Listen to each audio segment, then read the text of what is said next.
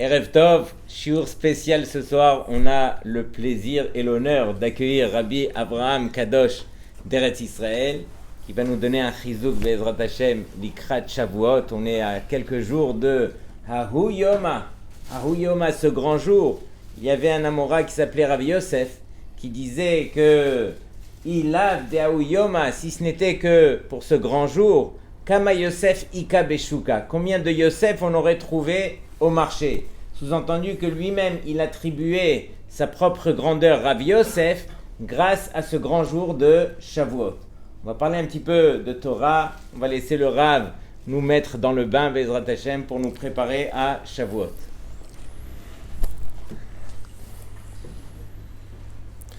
Top. Bezrat Hashem. Alors, bonsoir à tous. Alors on va essayer de parler un petit peu de trois choses. Premièrement, comprendre la puissance du Limoud Torah, comment ça marche. Je ne pourrais pas trop développer, c'est des choses qui sont assez profondes au niveau de la Kabbalah, mais en tout cas c'est intéressant quand même de comprendre le schéma déjà, ça c'est important que chacun le connaisse. Ensuite on va essayer de parler toute la notion justement du Limoud Torah, qu'est-ce qui se cache derrière, et cette notion de Amal Torah qui est apparemment assez confuse, où on voit énormément de choses qui pourraient paraître contradictoires dans la Torah, comme quoi dans les Chazal, dans la Gemara, etc., savoir est-ce qu'il faut passer par le Amal Torah ou est-ce que c'est un plus. On va essayer de voir ça.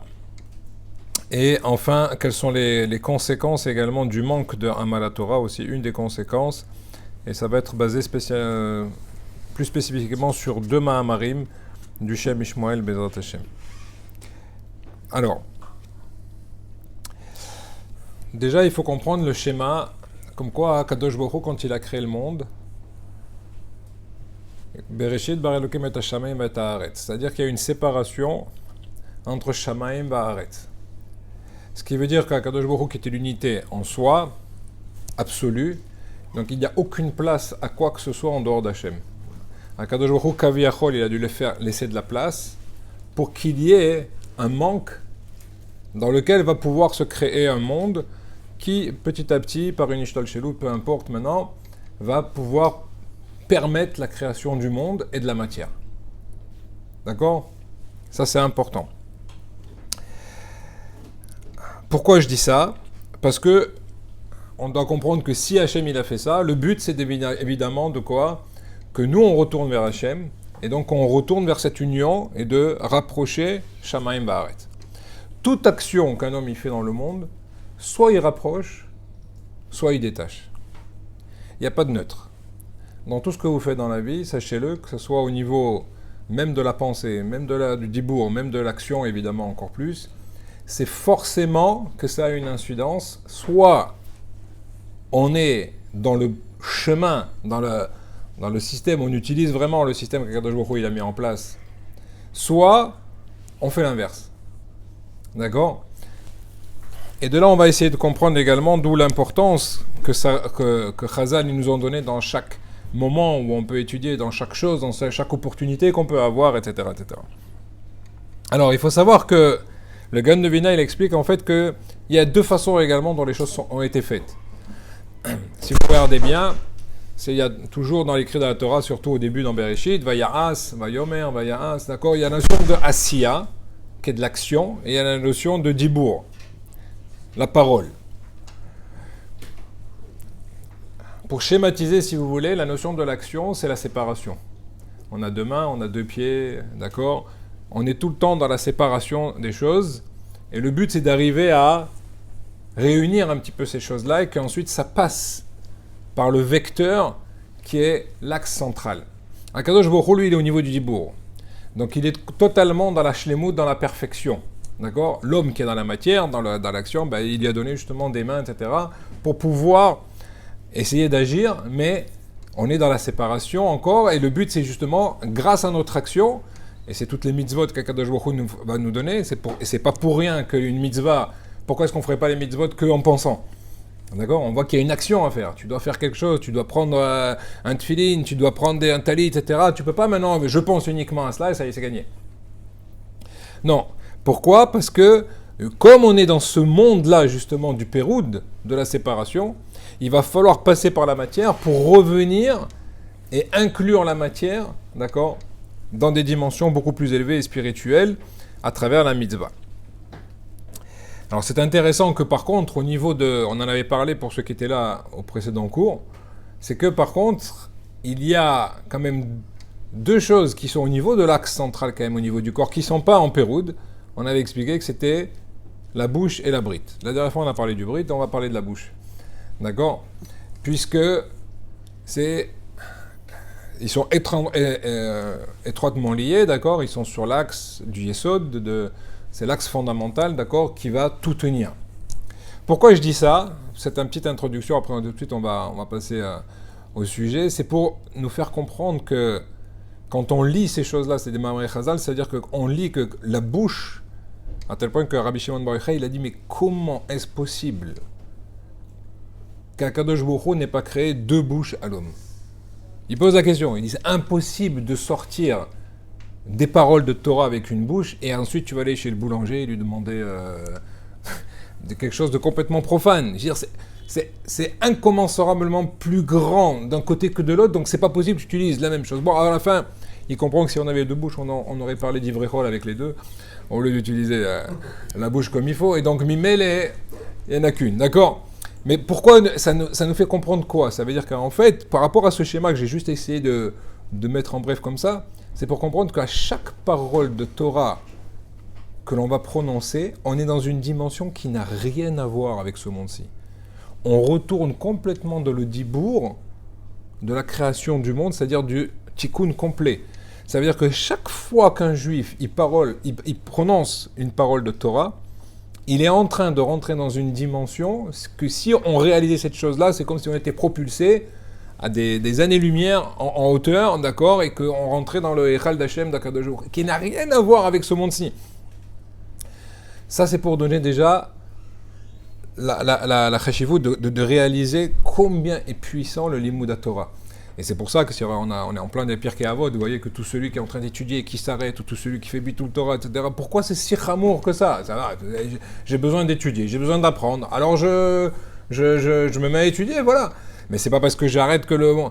Non, parce que si tu réalisais la lumière que tu mets dans le monde, à chaque fois que tu commences à étudier, et que tu t'arrêtes d'étudier, alors tu dirais, tu ne peux pas laisser les choses comme ça, d'accord? Bon, alors c'est pour ça c'est pour déjà nous prendre un petit peu en main et de comprendre qu'on a une responsabilité à la fois individuelle, à la fois au niveau du Ham Israël, à la fois du monde entier, puisque c'est une réparation qui est immense. Et si on connaissait cette force-là, on ne s'arrêterait pas. D'accord? Je referme cette parenthèse, mais qui est importante. Le deuxième point, pour essayer également de comprendre la Torah, il y a un Mahamar que je vais faire brièvement également du Shem Shmuel qui pose la question sur un Midrash. Le Midrash, Rabbi Yonatan, il dit comme ça, hein, dans le Midrash Rabbah, il dit qu'Akadosh Baruch Hu, il a donné 3 cadeaux dans le monde. Torah, Meorot, Vegeshem. La Torah, les luminaires et la pluie. D'accord? 3 cadeaux qui ont été donnés. Et là-dessus, tout de suite, la question se pose. C'est-à-dire quoi cadeau? Si tu dis cadeau, ça veut dire que c'est du plus. Un cadeau, c'est pas quelque chose qui est nécessaire. D'accord? Comment tu peux dire que la Torah, c'est du plus? Il y a un gros problème ici. Ça veut dire que, comment tu veux dire? C'est-à-dire que il y a Kadosh Baruch Hu, d'accord? Isaka Beroïta, Bara Alma. Il a d'abord regardé la Torah, après il a créé le monde. Donc ça veut dire que la Torah, c'est le plan du monde, alors que la Torah, elle est bien avant. Donc, et en plus, il me dit, Imlo Beriti Shei Yechokat Shamim Ba'aret, etc. Toutes les, on pourrait sortir des mécodes sans arrêt, comme quoi le monde, il tient sur ce pilier, etc., sur la Torah, donc s'il n'y a pas de Torah, il y a tout qui s'effondre. La réponse, elle est que non. Alors qu'est-ce que ça veut dire? Pourquoi on peut dire que non? Ben, tout simplement, tu vois bien que le monde, il a vécu pendant 2000 ans, il n'y avait pas de Torah. Le monde, il n'a pas été détruit. Il a, oui, été détruit, quand quoi? Quand ils n'ont pas respecté les Sheva Mitzvot Benoar. Au temps du Maboul, destruction au niveau du Brit. autant de Dor Apelaga, destruction au niveau de la bouche et du bride, comme par hasard. D'accord? En tout cas, on voit que pour que le monde se maintienne, je dirais, du côté du minimum vital, à partir du moment où l'homme rentre dans ce schéma-là des Sheva Mitzvot Noirs, qui sont en fait des mitzvot qui vont permettre un environnement sociétal, qui vont permettre que le monde ne devienne pas fou, d'accord, et ne parte pas dans des perversions comme malheureusement il l'en fait. Donc à ce moment-là, le monde y tient. Alors maintenant, pourquoi? Qu'est-ce que la Torah, alors, elle vient nous amener, alors? C'est une vraie shéla ici. C'est-à-dire que le monde, il peut tenir. Le monde, il peut tenir. Mais le problème, c'est qu'il peut tenir, mais caviarol d'un côté végétatif, comme ça. Il manque toute la dimension qu'Akadosh Baruch Hu a voulu mettre dans ce monde. D'accord?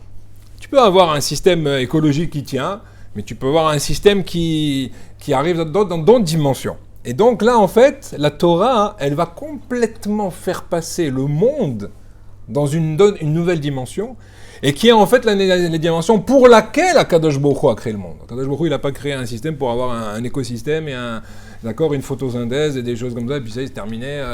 Et le monde, il se maintient, on a des plantes, on a des trucs, les gens, ils viennent, ils meurent, c'est pas ça le but. Donc, de là, on comprend en fait que par rapport à ce qu'Akadosh Baruch Hu, il veut véritablement, et quel était véritablement son plan, là, on voit que la Torah, elle est sine qua non. Tu ne peux pas arriver à cette dimension si tu n'as pas la Torah. Les luminaires, la pluie, comment tu peux dire que la pluie c'est un bonus? Apparemment, on voit qu'au niveau écologique également, si tu n'as pas de pluie, il y a tout qui s'arrête. Non, parce que tu vois que la Torah a dit qu'il y avait Ed, Yotse Mina Haaretz, ça veut dire qu'il y a une vapeur qui sort de la terre et qui humidifie toute la terre et qui est suffisante en fait au système, à l'écosystème. Alors c'est quoi donc en fait, il dit en fait, donc la pluie n'était pas nécessaire. On voit même qu'il y a des pays comme le Nil, d'accord, et c'est pas pour rien parce qu'en Égypte, Akadosh Baruch Hu ne voulait surtout pas, comme disent Razal, pourquoi est-ce qu'ils avaient le Nil avec les crues? Donc eux, en fait, il n'y avait pas de pluie en Égypte, et pourtant ils avaient une prolifération extraordinaire au niveau de la culture, de l'agriculture et autres. Alors pourquoi Hachem il avait fait ça? Parce que c'était la plus grande des klalas qui soit, puisqu'en fait, il ne voulait pas leur tefila. À partir du moment où le système il vient de lui-même, c'est-à-dire que je ne veux même pas que tu demandes quoi que ce soit. Je te donne. D'accord? Comme on voit avec le Nachash, d'accord? C'est écrit comme quoi il trouve sa nourriture partout. Et c'est la plus grande des malédictions. Je me demande, comment la plus grande des malédictions? Il a tout sur place, ouais, mais justement, il n'a plus rien à demander à Hachem. C'est ça la plus grande des malédictions. Et donc là aussi, qu'est-ce qui se passe dans la pluie? C'est que en fait, et ça c'est un chidush atzum, c'est que en soi la pluie, si vous voulez, c'est un miracle extraordinaire, d'accord? C'est pas pour rien que les Gvurot Geshamim ont dit ça à cet endroit-là, dans la Hamida, etc. C'est quelque chose, c'est une Gvura atzuma, parce que essayez par exemple d'un avion de balancer un seau d'eau, vous allez voir que celui qui prend ça en bas, c'est très dangereux, d'accord? Donc il y a des milliards de mètres cubes d'eau qui tombent, mais d'une façon à tel point que Chazal nous dit, d'ailleurs c'est béférouge, comme quoi si les gouttes se réunissaient, ça ferait un malheur, ça détruirait le monde immédiatement. Et normalement, quand il y a du vent, regardez si on réfléchit un petit peu, s'il y a du vent ou quoi que ce soit, normalement l'eau, elle se rattache. Si elle se rattache, elle se regroupe. Et donc ça devrait passer des trombes énormes. Et on voit qu'Akadosh Baruch Hu, c'est une gvura atsuma de faire tomber de la pluie. Des choses qui nous paraissent à nous tout à fait bénin. Si on réfléchissait scientifiquement, c'est quasi impossible d'arriver à faire une chose pareille. Donc quand on est sous la pluie, on doit voir la bracha d'Akadosh Baruch Hu d'une façon extraordinaire. Maintenant, le Shem Ishmael, il rajoute une autre dimension. Il dit quoi? Il dit pourquoi Akadosh Baruch Hu il a donné le Geshem alors qu'apparemment tu me dis que c'est un cadeau, donc c'est un plus. Il dit parce que la dimension qu'il va y avoir désormais dans la pluie, c'est quoi? C'est qu'elle va prendre la lumière des mondes supérieurs qui vont se mettre dans cette eau-là physique et qui, elle, va tomber sur la terre. Vous savez comment ça s'appelle? La bracha. Ça veut dire qu'on va être meshatef, on va associer maintenant une dimension spirituelle, une dimension élevée à un système matériel qu'on pensait de l'eau basique. Et c'est pour ça que vous regarderez qu'à chaque fois, pour avoir la bracha dans la matière, pour arriver à faire ce qu'il y ait, et effectivement, à l'époque, tout était basé sur l'agriculture, donc les pluies étaient vraiment la clé de toute la réussite et de la prolifération, etc. Et donc, c'est pas pour rien qu'en hébreu, Geshem, qui vient donc du mot matière, Gashmiot, d'accord, que la pluie, elle se dit exactement sur ce mot-là. C'est-à-dire que c'est la source même de la bénédiction. Mais ici, avec une dimension de bracha, c'est pour ça que vous regardez tout de suite dans le schéma, Rashi, qu'est-ce qu'il dit? Non, quand c'est que les pluies, elles vont tomber au bon moment, au bon endroit, là où les gens sont chez eux, ça gêne personne, etc., etc. Ça veut dire que là, on a une dimension extraordinaire de mettre du spirituel des mondes supérieurs qui va passer dans ce Geshem, dans cette pluie-là, et qui va inonder la terre, et qui va, si elle est faite comme il faut. Donc on voit en fait que c'est une matana extraordinaire. La même chose au niveau des luminaires. Au niveau des luminaires, on pourrait dire, mais attends, apparemment le soleil est primordial, qu'est-ce que tu vas faire sans cela, etc. Mais on voit en fait qu'il y a une différence entre le fait d'avoir une photosynthèse classique et le fait d'avoir également une lumière qui lui aussi, le soleil, va prendre d'une dimension supérieure. C'est encore une fois une nouvelle dimension, dans laquelle il va y avoir maintenant cette lumière-là qui vient de plus haut et qui va passer à travers ce rayonnement.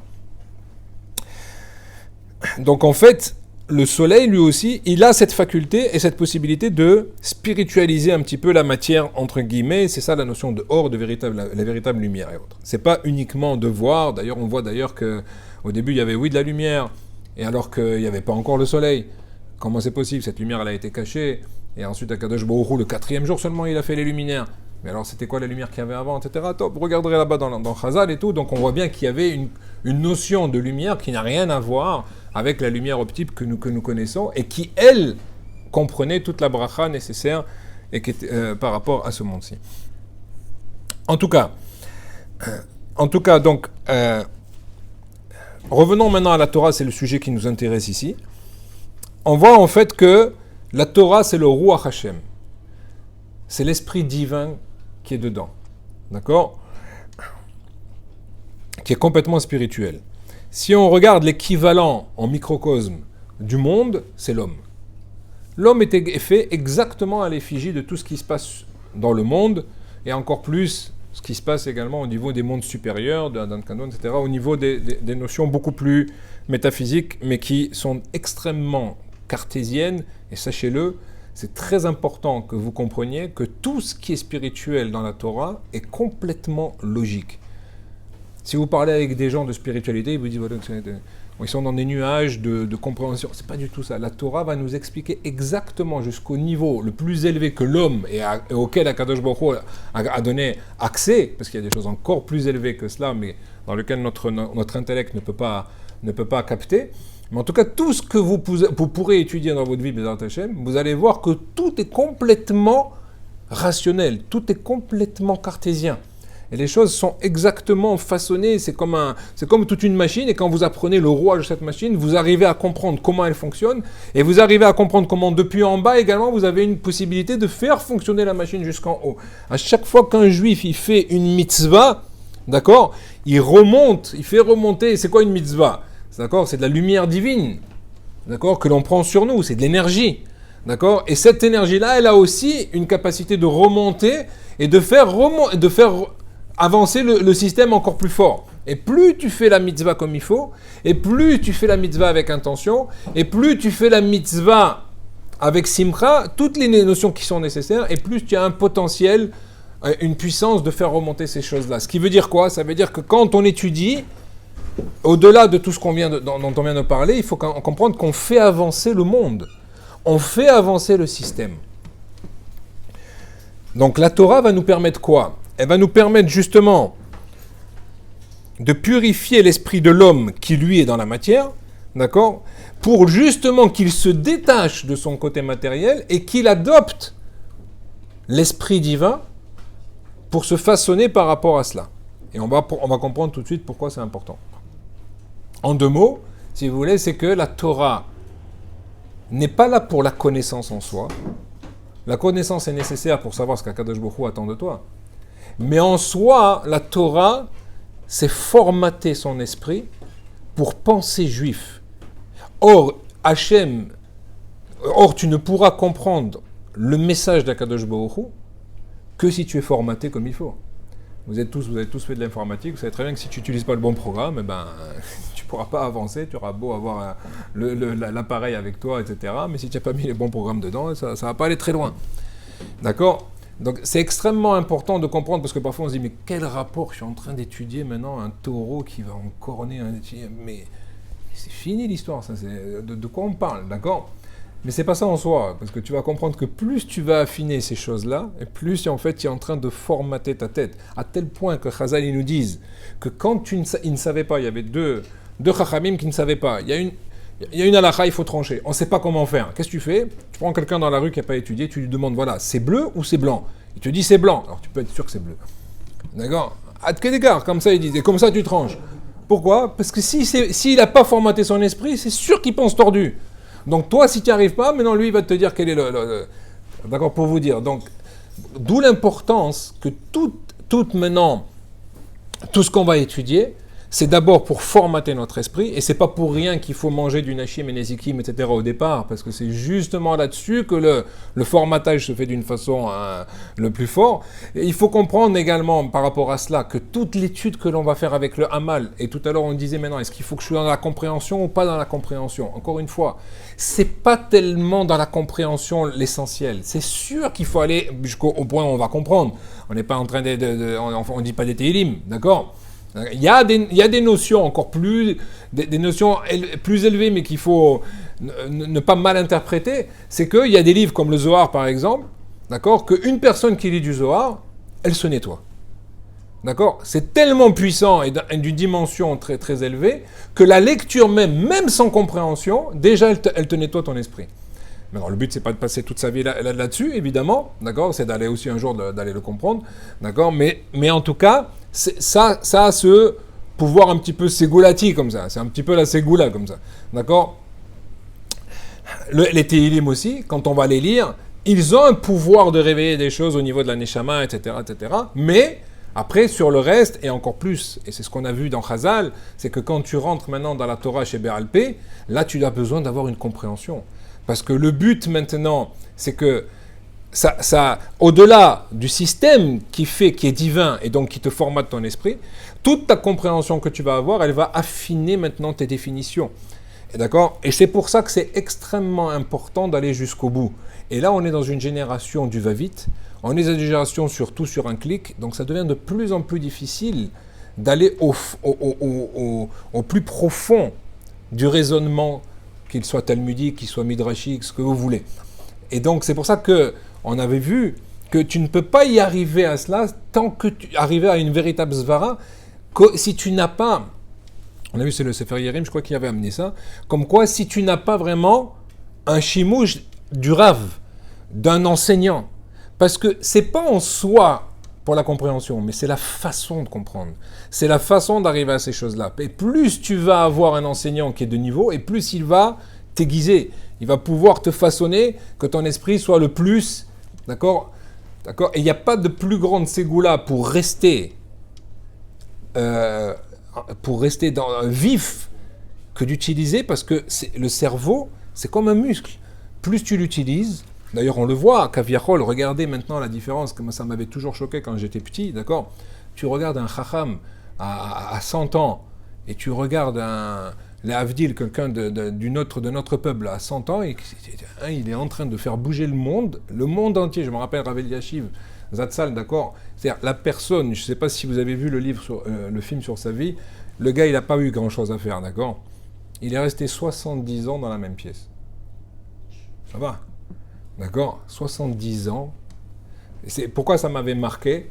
Parce que, histoire vraie, hein, c'est-à-dire qu'il y avait un gars qui était né dans son quartier, en tant qu'enfant, et on voit ça d'ailleurs dans ce reportage qu'ils ont fait, et cet homme-là, il vivait dans ce quartier, il disait que tout le temps, il entendait une voix. Il se levait le matin, il entendait la voix. Il se couchait le soir, il entendait la même voix, etc. Et tous les enfants du quartier avaient l'habitude d'entendre cette voie de cet homme-là qui est étudié, d'accord? Cet homme-là, il a grandi, il est parti à la yeshiva, il est parti au collège, après il a fait du business, il est parti aux États-Unis, il est devenu grand-père, etc. Et un jour, il a dit, tiens, il est revenu en Israël, je vais voir mon quartier.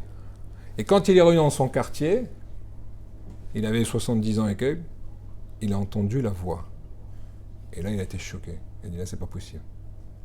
Il s'est rapproché et il a vu que c'était la même personne. 70 ans, dans la même pièce. Encore, Rabbi Yashiv, je crois qu'il a vécu 100, je sais pas combien, 100 et quelques, je sais pas, ou près de 100 et quelques, je sais pas. Pas très loin en tout cas.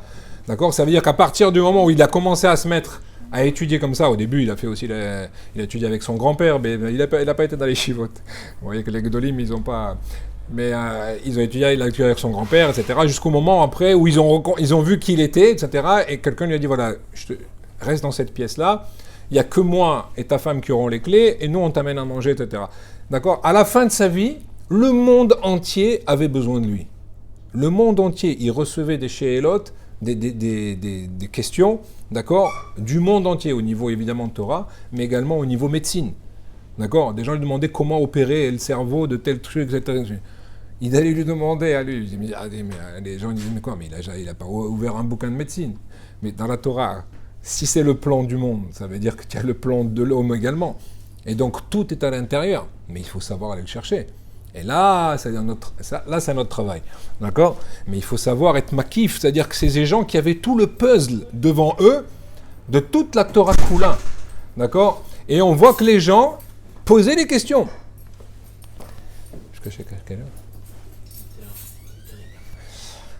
Et les gens, donc, lui posaient toutes ces questions-là et ils répondaient à chaque chose. Ça veut dire que le monde y tient. Et vous allez Kavir Lavdil dans une maison de retraite aujourd'hui chez les autres, ils sont là avec la canne en train de regarder les vaches qui passent ou les j'en sais rien quoi. Je ne sais pas si vous imaginez le décalage. D'accord? Choisis ton camp. D'accord? Il faut faire très attention là-dessus. Donc en tout cas, on aura compris également une chose, c'est que non seulement la Torah est là pour formater, mais également, et c'est ça aussi la notion du Hamal, c'est que le Hamal, le labeur, l'effort que tu vas faire, c'est lui qui va booster ce formatage et ce nettoyage. C'est pas pour rien que tu ne pourrais y arriver que dans l'effort. Pourquoi? Parce que, encore une fois, si c'était pour savoir, de toute façon la Torah, tu ne pourras pas la savoir. D'accord? Shlomo Ameler, qui était le Chacham Mikol Adam, donc c'est la personne la plus sage de tous les hommes, au niveau de la connaissance de la Torah, 3000 explications sur chaque verset de la Torah. Imaginez, d'accord? Il y avait de quoi faire Shabbat comme Drashot, d'accord? 3000 sur... Et ça, il a dit, et je n'ai pas mis le pied dans l'océan de la sagesse de la Torah. Donc le but, c'est pas d'aller tout finir et tout comprendre. Mais le but, c'est d'arriver justement à penser juif. Le but est d'arriver de raisonner juif. Et pourquoi cela c'est important? N'oubliez pas non plus une chose, c'est que chacun parmi nous, nous avons tous une mission différente. On a tous les mêmes mitzvot, mais on doit tous arriver à quelque chose de différent. On a tous le même sidour, mais personne ne va prier de la même façon. On a tous les mêmes tfilines, mais personne ne va les mettre de la même façon. Chacun, c'est une lumière. À chaque fois que tu fais ta tfila, tu amènes une lumière sur toi, sur ta famille, dans le monde entier, sur le peuple juif et dans le monde entier. Ça, si tu le fais, tu amènes une lumière. Comment tu fais cette mitzvah? Alors là, la lumière va être de plus en plus forte. Combien de kavana tu vas mettre dans cette mitzvah? La lumière encore plus forte. Combien de joie tu vas vouloir faire cette mitzvah? Encore plus fort. C'est-à-dire que là, la lumière, soit tu l'allumes, soit tu l'éteins, c'est toi qui décides. À la fin de ta vie, tu verras le panneau avec toutes les ampoules. Mais la question, c'est aussi quelle intensité tu as mis là-dedans. Et donc, dans le Hamal à Torah, c'est ça qui va nous nettoyer intérieurement de toutes les scories, je dirais, entre guillemets, de ce que nous prenons de ce monde extérieur, de ce monde goy, de ce monde qui nous pollue, en fait. Et on n'a pas, justement, cette faculté, justement, d'être détaché complètement.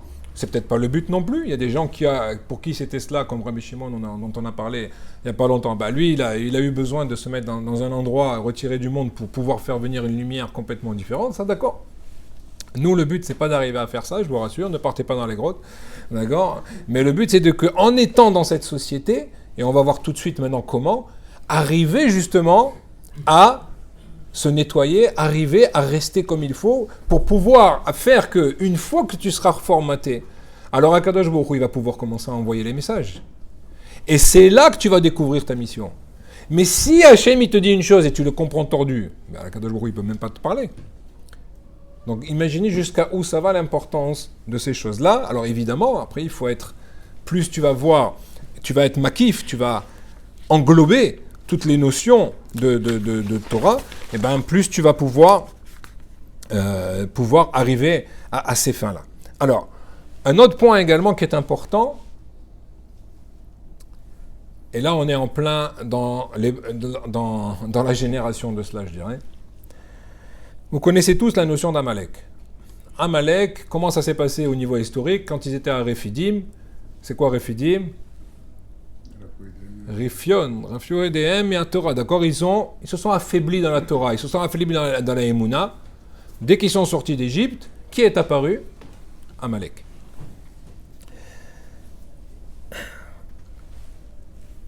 Rashi, il amène une parabole, vous savez que quoi?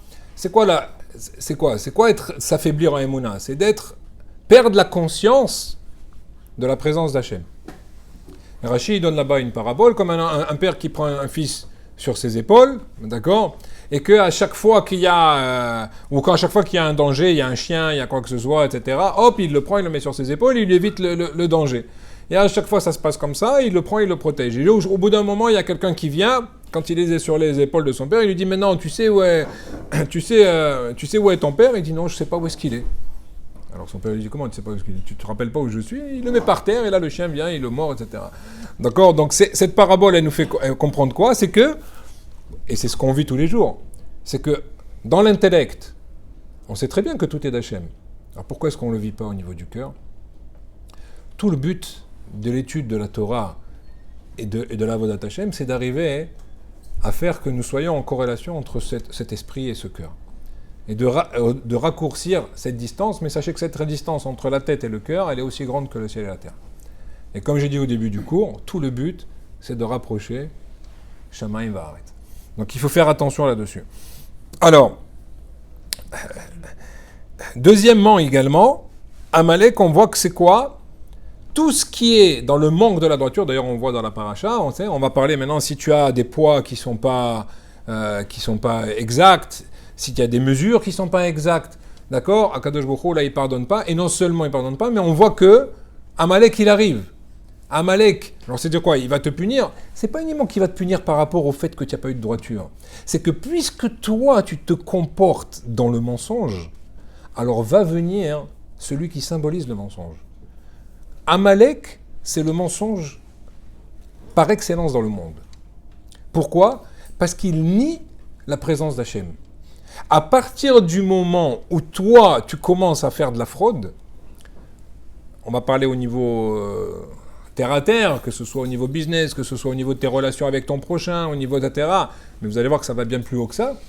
Ben, automatiquement, ça veut dire quoi? Ça veut dire que finalement, tu t'enlèves la possibilité, tu te détaches d'Akadosh Baruch Hu. Or, si tu te détaches d'Akadosh Baruch Hu, ça veut dire que tu fais les choses pour toi. Donc, ça veut dire que tu t'es mis toi en avant par rapport à Akadosh Baruch Hu, ça s'appelle Avodah Zarah. Ça s'appelle de l'idolâtrie. Et donc, automatiquement, qui c'est qui a? Puisque maintenant tu alimentes en faisant cela la notion d'Amalek, ben Amalek, il apparaît. D'accord? Alors, il faut savoir que c'est pour ça d'ailleurs, c'est pas pour rien que juste avant Matan Torah, qu'est-ce qu'il a fallu faire? Il a fallu combattre Amalek. Parce qu'à partir du moment où la Torah, c'est le dévoilement du Hémet dans le monde, donc c'est complètement l'antithèse d'Amalek, il faut à tout prix le détruire d'abord. Donc c'est tout à fait lié. Donc, il faut comprendre que cette notion d'Amalek, cette notion de Sheker, on va parler maintenant de Sheker et Hémet, vous allez voir, c'est que c'est pas maintenant uniquement celui qui nous fait du mal, mais c'est même son existence en soi.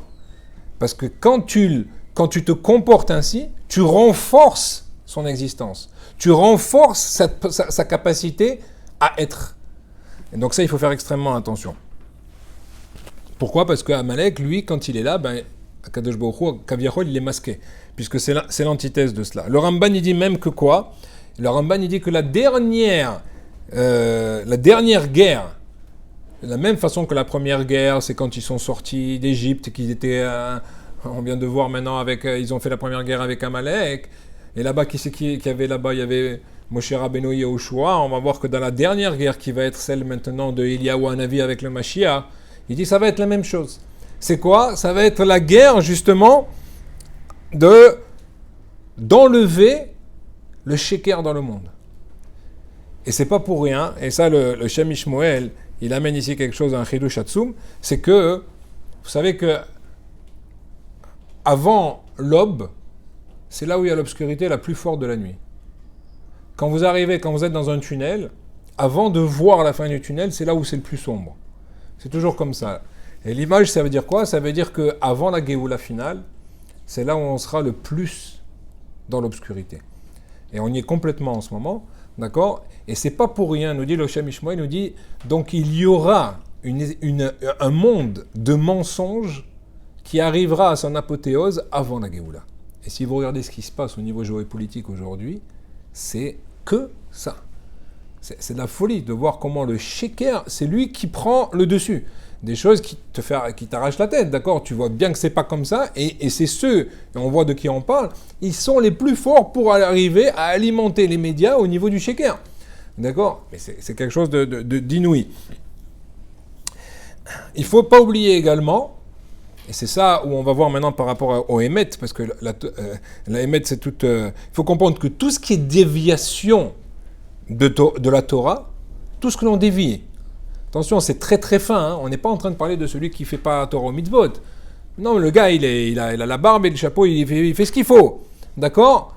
Mais, une petite parole qui n'est pas à sa place, une critique qui n'est pas comme il faut. Alors tu t'es dévié du Hémet. Donc si tu t'es dévié Hémet, c'est quoi? Bon, ça va. C'est 90% de Hémet. Il faut savoir que c'est du sheker à 100%. Il ne peut pas y avoir presque du Hémet. Torah, c'est 100% ou rien. Donc là, maintenant, il faut comprendre que quoi? Qu'il est fondamental pour nous de corriger nos comportements vers la droiture. C'est ça aussi que la Torah va t'apprendre. C'est qu'à force de voir et d'apprendre, à force de faire des efforts dans toutes ces sougiotes là, dans tous ces sujets que tu vas étudier, comment tu fais ribit, pas ribit, comment tu fais maintenant Shabbat, tu mets sur la plata, ou tu mets pas sur la plata, comment tu dois faire, pas comment faire, etc. C'est parfois des finesses. Tu peux dire, mais est-ce que c'est important, pas important? Mais justement, c'est que plus tu vas arriver à faire les choses, c'est en fait plus tu vas arriver à te soumettre. Plus tu vas arriver à te soumettre, plus tu vas laisser la place à Kadosh Baruch Hu. Plus tu vas laisser la place à Kadosh Baruch Hu, plus tu vas prendre la lumière sur toi. Alors que quand la personne, elle s'arrange, vous voyez voir que les personnes qui s'arrangent, finalement, elles s'arrangent jamais dans rien. D'accord? Comme il disait Rabbi Nachman, la meilleure des combines, c'est de ne pas faire de combine. D'accord? Et là, tu vas y arriver. Donc, il faut comprendre que même aujourd'hui, le système du sheker, il est tellement loin qu'il a pénétré complètement le milieu religieux, parce qu'on est à la fin. Et donc, c'est pour ça que Dafka, il s'attaque le plus maintenant aux religieux. Pourquoi? Parce que c'est eux qui vont être la prunelle du monde, de pouvoir maintenant remettre le monde à la droiture. N'oubliez pas que le rôle du juif, il n'est pas que uniquement moi personnellement, c'est pas uniquement moi en tant que responsable dans ma famille ou auprès de ma famille, etc. Pas uniquement auprès du peuple juif, mais qu'on a une responsabilité au niveau mondial. C'est-à-dire que si aujourd'hui le monde n'est pas arrivé à sa réparation, c'est parce qu'on n'est pas assez un exemple, nous. Ça n'a rien à voir avec les autres. Les autres, ils sont que le bâton dans les mains d'Akadosh Baruch Hu. Mais Akadosh Baruch Hu, il nous a donné le plan à nous. Donc la responsabilité, elle n'est que sur nous. Et n'oubliez pas que tout a été fait que pour la Torah, et que nous sommes le peuple qui a la chance, et c'est une chance parce qu'on n'a pas choisi. Donc il faut aussi remercier tous les jours et sauter jusqu'au plafond quand on dit chez l'or un Sanigoy tous les matins. D'accord? Parce que c'est un chidouche. Comment tu peux faire maintenant une bracha sur un statut? Quoi, hier, j'étais pas plus goy qu'aujourd'hui, je comprends pas. Donc tu vas me faire une bracha tous les jours, c'est pas bracha levatala. C'est pas bracha levatala si tu réalises la chance que tu as de l'être. Mais si tu es arrivé, rester végétatif sur le même niveau, c'est peut-être faire attention. Je dis pas qu'il faut pas la faire, Mais c'est peut-être un problème. Puisque tout le chidouche, il est par rapport à ta perception de la chose. Et comment tu avances par rapport à cela. D'accord? Et Rabbi Nachman d'Afka, il disait qu'à la fin des temps, c'est écrit dans Chazal comme quoi Kadosh Baruch Hu, il va faire la shrita du Yetzer Hara. C'est quoi la shrita du Yetzer Hara? Il dit, Rabbi Nachman, il dit que c'est d'enlever le sheker du monde. Et c'est sur ça que tout va se jouer. Pourquoi? Parce que c'est la source qui alimente le Yetzer Hara. D'accord? Et c'est quoi le mensonge? C'est pas encore une fois, comme on a dit, comme au niveau business, au niveau etc., les fraudes, ça c'est vrai. Mais il y a des choses beaucoup plus fines. Et c'est là maintenant sur ça que je voudrais terminer. C'est quoi? C'est quand tu ne recherches pas la volonté d'Hachem à 100%. Ça, c'est du sheker. D'accord? Il faut arriver maintenant à se rapprocher de la volonté d'Hachem absolue.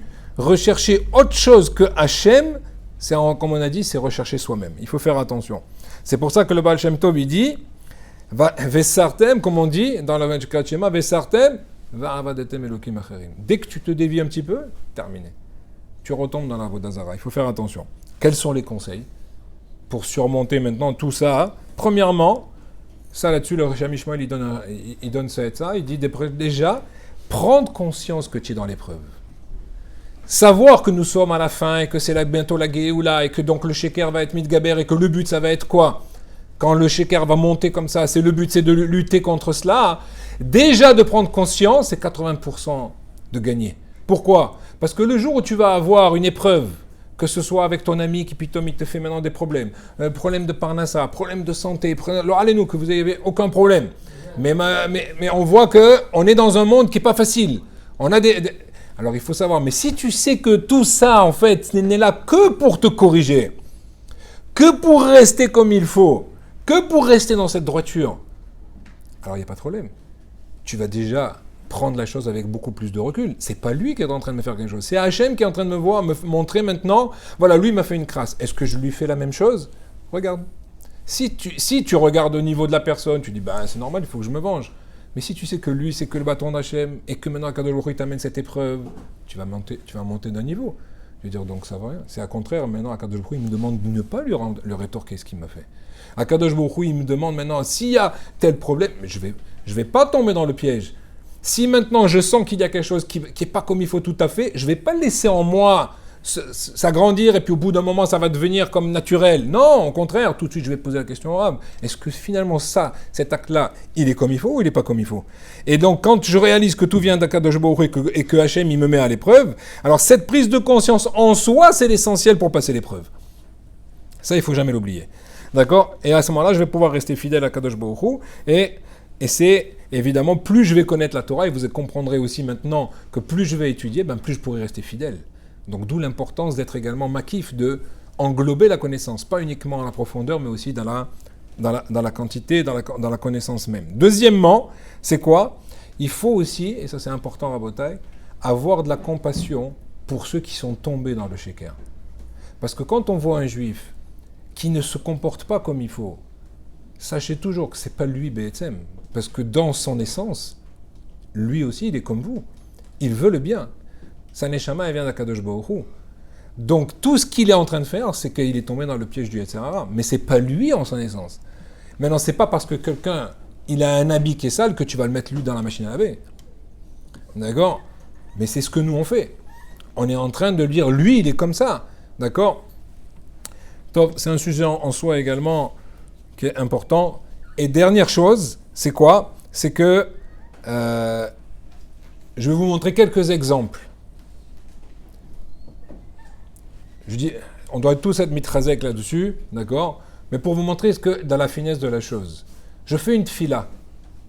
Si je fais une tfila, une prière sans kavana, c'est du sheker.